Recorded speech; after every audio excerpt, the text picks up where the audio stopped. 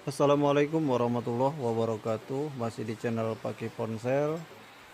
Pagi ini di tempat saya hujannya deras banget ya. Udah 2 minggu lebih hujan. Ini posisi di tempat saya. Tempat servisannya di rumah saja ya. Tidak buka di toko. Kali ini pagi ini ada servisan sih. Servisan Xiaomi Redmi 4A yang tadi pagi datang, baru saja tadi pagi datang, dan kasusnya sentuh tidak respon ya. Ini penampakan HP-nya, jadi touchscreen-nya itu tidak respon sama sekali total. Jadi minta ganti touchscreen, tapi saya analisa dulu kerusakan-kerusakan yang lainnya. Oke, kita buka dulu. Ini saya sudah membuka dulu HP-nya ya. Sudah saya buka tutup belakangnya. Dan saya lihat dari fisiknya HP ini masih kayak masih baru LCD-nya ya. Kayak baru ganti LCD gitu. Cuman HP-nya nggak respon ya. Disentuhnya nggak respon. Touchscreen-nya sama sekali nggak respon. Jadi tadi pagi usernya itu minta ganti touchscreen,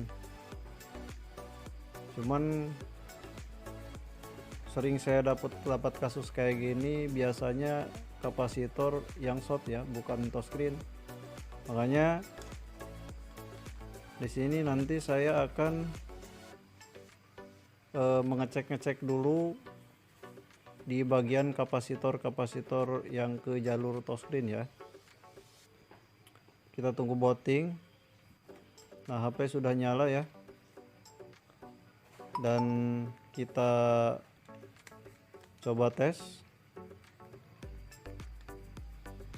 Oh iya, itu benar-benar ya, benar-benar nggak bisa disentuh, jadi sedikit pun nggak ada respon. Biasanya kalau kerusakan touchscreen itu ada respon ya, tapi ini tidak ya. Dan saya akan ngecek kapasitor dulu. Terlebih dahulu saya cek yaitu kapasitor ya. Kita cek. Oke, ini udah saya coba. Ini saya cek kapasitor yang di dekat soket konektor touchscreen-nya ya. Itu ada kapasitor, dan di situ saya cek dari ground itu udah kedengeran ya bunyi, berarti short ya. Ada dua, dan yang satunya enggak, atasnya juga enggak.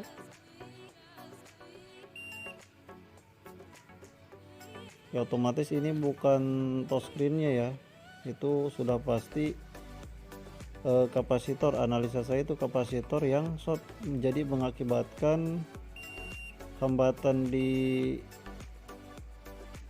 jalur touchscreen ini. Jadi enggak, voltase itu enggak keluar ya. Biasanya yang 2,8 volt itu enggak keluar gara-gara short di kapasitor ya. Oke, dan saya akan membuka touchscreen terlebih dahulu, membuka soket touchscreen-nya ya. Siapa tahu dari touchscreen-nya, bukan dari kapasitor bawaan mesin. Dan saya cek lagi apakah masih short. Oh iya, itu ternyata masih sama ya.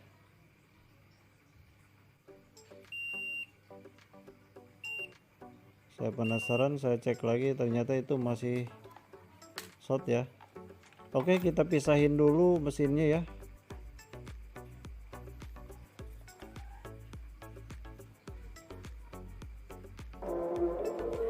Dan ini saya walaupun di dekat soket touchscreen kapasitor ada yang short, setiap kali saya mendapatkan kasus Redmi 4A ini, saya terlebih dahulu ngecek yang di bawah, yaitu konektor handset ya. Di situ ada kapasitor. Nanti kita akan cek yang ini, biarkan dulu. Kita mengecek yang kapasitor yang ini ya, yang di bawah handset ini biarkan dulu, dan kita yang akan ngecek yaitu kapasitor yang ada di bawah konektor handset dulu ya, karena arus 2,8 volt hilang itu biasanya sering dapat kasus. Jadi kapasitor ini yaitu kedengeran multitester saya bunyi ya. Jadi multitester saya bunyi ditandakan yaitu bertanda HP short ya, kapasitornya short, itu bunyi ya. Apakah penyebab touchscreen tidak respon itu karena kapasitor yang short? Dan saya masih penasaran, saya akan copot kapasitornya yang sudah saya cek barusan. Saya kasih plug dulu biar gampang mencopotnya ya, karena saya nggak mencopot kapasitor ini tidak menggunakan blower, saya cuma menggunakan solderan saja ya.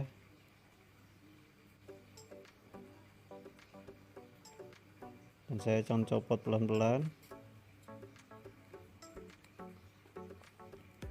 Setelah saya copot kapasitornya, saya akan bersihkan di jalur kapasitor tadi ya, biar tidak ada yang konslet, biar tidak ada yang short. Dan apakah kapasitor di atas konektor touchscreen itu masih short setelah kapasitor yang di bawah konektor handset dibuka? Kita cek dulu. Ternyata masih sama ya, masih nihil ya, masih, dan di sekitarnya juga masih ada kapasitor yang konslet ya. Kita cek yang atasnya apakah masih seperti yang di bawah, itu masih ya, masih konslet juga. Dan saya yakin kalau misalnya dua kapasitor ini masih konslet, itu hambatan arus yang 2,8 volt ke touchscreen itu pasti hilang. Hambatannya pasti nol itu. Jadi mengakibatkan touchscreen tidak berjalan ya, atau tidak respon. Saya pelan-pelan membuka ini kapasitor yang ada di pinggiran konektor touchscreen.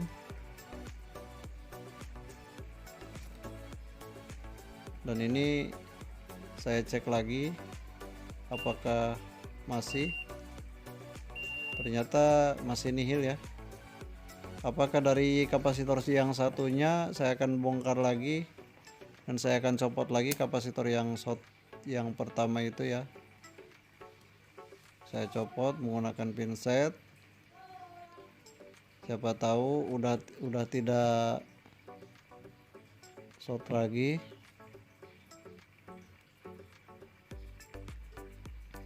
Dan kita cek lagi apakah masih nihil, dan itu ternyata masih nihil ya, masih short juga.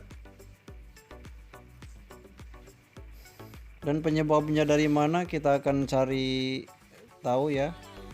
Dan ini saya tidak mengecek pakai multitester lagi ya. Saya langsung tembak arus, yaitu pakai voltase 2 volt ya. Saya akan tembak arus menggunakan power supply dari kapasitor touchscreen tadi ya. Saya akan tembak arus, karena biasanya kalau ditembak arus dengan arus yang 2 volt itu, jadi kalau masih ada yang short yang lainnya itu bisa kelihatan ya. Oke, Dan kita akan tempelkan ke atas kapasitor ya, ke atas kaki kapasitor tadi. Tentunya kalau yang bawah itu ground ya, kalau yang nomor 2 kita lihat yang atasnya ya. Coba kita tempelkan, apakah ada yang panas di sekitarnya. Dan kalau pakai pinset saya kesulitan sepertinya ya. Saya akan mengambil jarum dulu untuk menempelkan fitting power supply. Kita tempelkan lagi, awas jangan sampai salah ya. Dan saya akan meraba-rabanya, apakah ada yang dan ternyata itu sepertinya ada yang panas. Auto kaget saya, itu ada kapasitor yang panas. Setelah kita tembak arus dengan tegangan 2 volt, kita coba lagi, kita kasih plug dan kita tembak arus lagi. Apakah kelihatan yang saya raba tadi? Dan ternyata itu kelihatan asap ya, berasap ya. Tentunya itu ada kapasitor yang di bawah speaker atas. Sepertinya itu kapasitor yang di bawah speaker atas short ya. Itu kelihatan banget penampakannya. Itu ada keluar asap. Dan sudah pasti itu kapasitornya short, dan saya akan mencopotnya ya. Saya akan copot pakai pinset saja, tidak pakai solderan. Itu kapasitornya kecil cabai rawit ya, yang membuat hati saya berdebar kaget.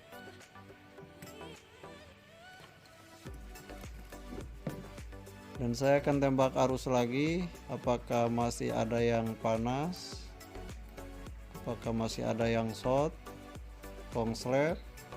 Kita lihat, sepertinya aman ya, aman. Mungkin penyebab short yang di kapasitor yang di dekat fleksibel ini itu penyebabnya, dan kita cek. Dan itu sudah aman ya, sudah aman sentosa. Coba kita dekatkan multitesternya, dan itu sudah aman.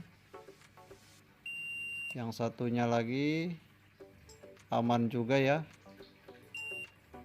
Sekarang di Xiaomi Redmi 4A ini kapasitor sudah aman, sudah tidak ada yang short. Dan saya akan bersihkan bekas congkelan tadi.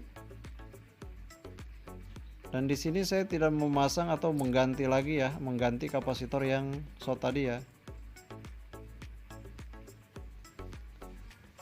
Dan itu penampakannya kapasitor yang kecil itu, yang tadi yang membuat saya kaget. Dan itu jalurnya saya putuskan, itu kapasitornya, nanti saya buang aja. Dan di sini saya tidak menggantinya ya, saya tidak mengganti kapasitornya dengan yang dari yang baru maupun yang dari bangkean ya, yang dari bawaan HP. Saya cuma membersihkannya,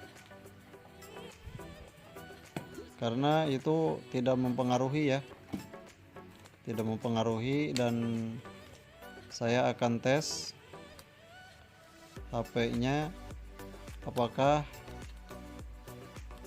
touchscreen-nya itu setelah kita buang kapasitor yang short tadi, apakah dia touchscreen-nya bisa respon atau berfungsi dengan baik.